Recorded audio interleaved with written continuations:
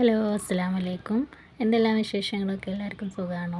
അപ്പോൾ ഇൻഷാ അല്ലാ ഞങ്ങൾക്കും കുഴപ്പമൊന്നുമില്ല, സുഖമാണ്. അൽഹംദുലില്ലാഹ് റാഹത്തായി അങ്ങനെ പോകുന്നുണ്ട് കേട്ടോ.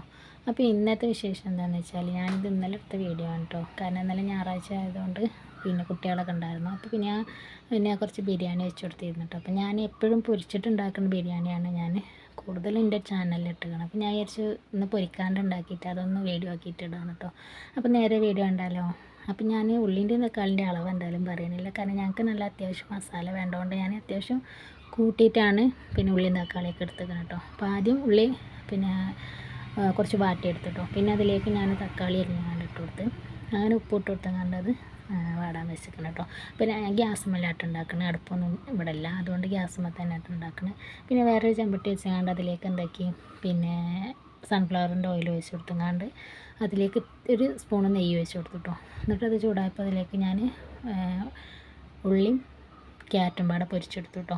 പിന്നെ ഞാൻ അണ്ടിപ്പരിപ്പ് മുന്തിരി അത് എന്തോ ഒരു പൊടി ഉണ്ടായിരുന്നു, അപ്പോൾ നല്ലോണം ഒന്ന് കഴുകിയിട്ട് അരിപ്പയിൽ വാരി വെച്ചിട്ടോ. പിന്നെ അതിലേക്ക് ഇട്ടിട്ടൊന്ന് വറുത്തെടുത്ത് അങ്ങനെ പിന്നെ അതവിടെ സെറ്റായിട്ടോ. പിന്നെ ആ എണ്ണയ്ക്ക് തന്നെ ഞാൻ എന്താക്കി പിന്നെ ക്യാരറ്റ് അരിഞ്ഞങ്ങാണ്ട് ഇട്ട് കൊടുത്തിട്ടോ. പിന്നെ അതിലേക്ക് പട്ട, കറാമ്പ്, ഏലക്കായ അത് ഇട്ട് കൊടുത്തിട്ടോ.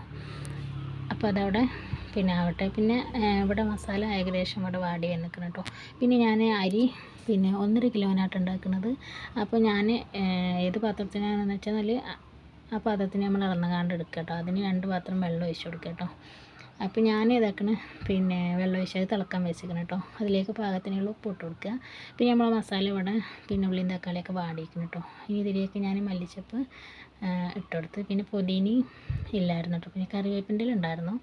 പിന്നെ ഞാൻ മല്ലിച്ചപ്പ് അരിഞ്ഞാണ്ട് അത് ഇട്ട് കൊടുത്ത് പിന്നെ അതിലേക്ക് മഞ്ഞൾപ്പൊടിയും ചിക്കൻ മസാലയും ഇട്ട് കൊടുത്തു കേട്ടോ. പിന്നെ ഇതെന്ന് പറഞ്ഞാൽ മോനായിട്ട് ഇളക്കണതാണ് കേട്ടോ. അത്രയും പിന്നെ സ്ലോലി ഇളക്കി കൊടുക്കണം കേട്ടോ. അപ്പം പിന്നെ കുട്ടികൾ തന്നെ കേട്ടോ പിന്നെ വീഡിയോ എടുക്കണത്. അങ്ങനെ കുട്ടികളില്ലാത്തതുകൊണ്ട് ഞാൻ ഒറ്റ കയ്യിൽ പിടിച്ചിട്ട് ഇങ്ങനെ എടുക്കുകയാണ് കേട്ടോ.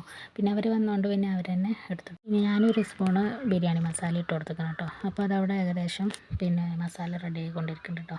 പിന്നെ ഞാനിതാക്കണേ നമ്മൾ അരിൻ്റെ വെള്ളം തളിച്ചിട്ടോ. അപ്പോൾ ഇതിലേക്ക് ഞാനിതാക്കണ അരി ഇട്ട് കൊടുത്തു കേട്ടോ. അപ്പോൾ ഇതിനി നല്ലോണം ഒന്ന് ഇളക്കി കൊടുക്കുക കേട്ടോ. എന്നിട്ട് നമ്മൾ എന്ത് ചെയ്യുക, അടച്ച് വെച്ചിട്ട് വേവിച്ചെടുക്കുക. അപ്പോൾ ഞാൻ എൻ്റെ ചോറ് ഇവിടെ കണ്ടോ ഏകദേശം വെള്ളമൊക്കെ വറ്റി ഇവിടെ റെഡിയായി കിട്ടിയിട്ടുണ്ട് കേട്ടോ. ഇനി നമുക്ക് നമ്മളെ മസാല എന്തായെന്ന് വെച്ചാൽ നോക്കാം. അപ്പോൾ മസാല ഇതാക്കണ ഞാനിവിടെ റെഡിയാക്കി എടുത്തേക്കണം കേട്ടോ. പിന്നെ ഇതിൽ ഉപ്പൊക്കെ പാകത്തിനുണ്ടോ എന്നൊക്കെ നമ്മൾ നോക്കാം കേട്ടോ. അപ്പോൾ എൻ്റെ ഇതിലൊക്കെ പാകത്തിനുണ്ടായിരുന്നു കേട്ടോ. പിന്നെ ഞാനിതിലേക്ക് തൈര് ഒഴിച്ച് കൊടുത്തു കേട്ടോ. അപ്പോൾ തൈര് ഒഴിച്ചങ്ങാണ്ട് വീണ്ടും ഒന്ന് മിക്സ് ചെയ്ത് കൊടുക്കുക. പിന്നെയെന്ന് പറഞ്ഞാൽ പിന്നെ ഞാനിത് പിന്നെ അത്യാവശ്യം പച്ചമുളകൊക്കെ ഇട്ടിരുന്നു, ഇഞ്ചി വെളുത്തുള്ളിയൊക്കെ ഇട്ടിട്ട് നോക്കി അത്ര എരിവില്ലായിരുന്നു കേട്ടോ. അപ്പോൾ ഞാൻ എന്തൊക്കെ കുറച്ച് കുരുമുളക് പൊടി ഇട്ടിട്ടോ. അപ്പോൾ പിന്നെ മസാലേൻ്റെ ബിരിയാണി ആകുമ്പോൾ അത്യാവശ്യം എരിവൊക്കെ വേണം കേട്ടോ. അപ്പോൾ ഞാൻ എന്തൊക്കെയാണ് അതൊക്കെ നല്ല റെഡി ആയപ്പോൾ അതിലേക്ക് നല്ലോണം ചിക്കന് വലിയ പീസ് തന്നെയാണ് കേട്ടോ. അപ്പോൾ കുട്ടികളറിഞ്ഞത് നിങ്ങൾ വെട്ടൊന്നും ചെയ്യരുത്. ഞാൻ എന്ത് കിട്ടുന്നത് ചെറിയ പീസാക്കും കേട്ടോ.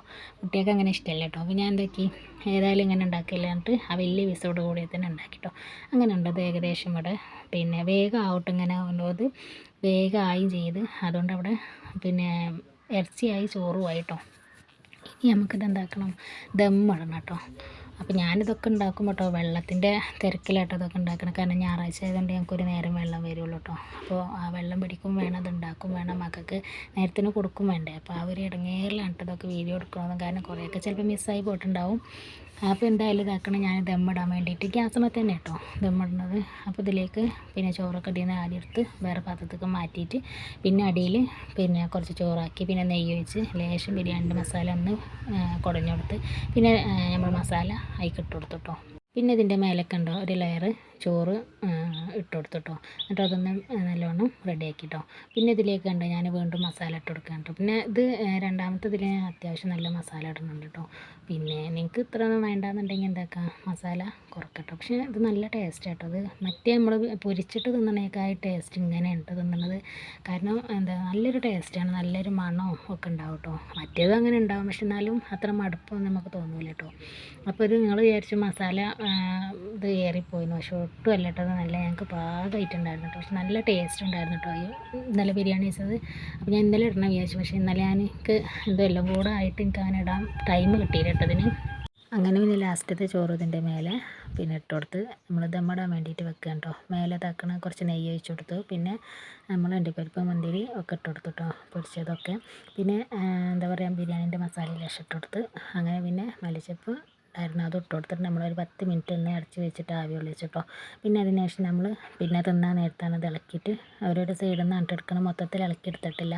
അപ്പോൾ ഏതായാലും ഇത് ചെയ്യാത്തവരുണ്ടെങ്കിൽ ഒന്ന് ഇങ്ങനെ ചെയ്ത് നോക്കട്ടെ, പെട്ടെന്ന് റെഡിയായി കിട്ടുന്ന ഒരു ബിരിയാണിയാണ് കേട്ടത്. പിന്നെ അധികം ചിലവൊന്നുമില്ല അതിന്, എണ്ണക്കൊന്നും തീരെ ചിലവില്ല കേട്ടോ, അതുകൊണ്ടാണ് പറയുന്നത്. അപ്പോൾ നല്ല ടേസ്റ്റ് ഉണ്ടായിരുന്നു കേട്ടോ.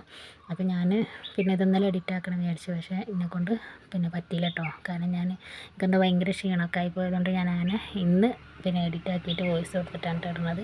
അങ്ങനെ പിന്നെ എൻ്റെ മോനാണത്, നന്ന ചെറിയ മോനാണ് കേട്ടോ. അപ്പോൾ അവനെ തിന്നാണ്ട് നല്ല അഭിപ്രായം കേട്ടോ, അവർക്ക് പിന്നെ ബിരിയാണി ആയാൽ മതി കേട്ടോ. അപ്പോൾ ഏതായാലും നമ്മൾ പിന്നെ ഞായറാഴ്ചത്തെ ബിരിയാണിയാണ്, ഇത്രയേ ഉള്ളൂ കേട്ടോ. നിങ്ങൾക്ക് ഇഷ്ടപ്പെട്ടതിൽ ലൈക്കും ഷെയറും സബ്സ്ക്രൈബും കമൻറ്റൊക്കെ ഒന്ന് അറിയിക്കണേ. Thank you.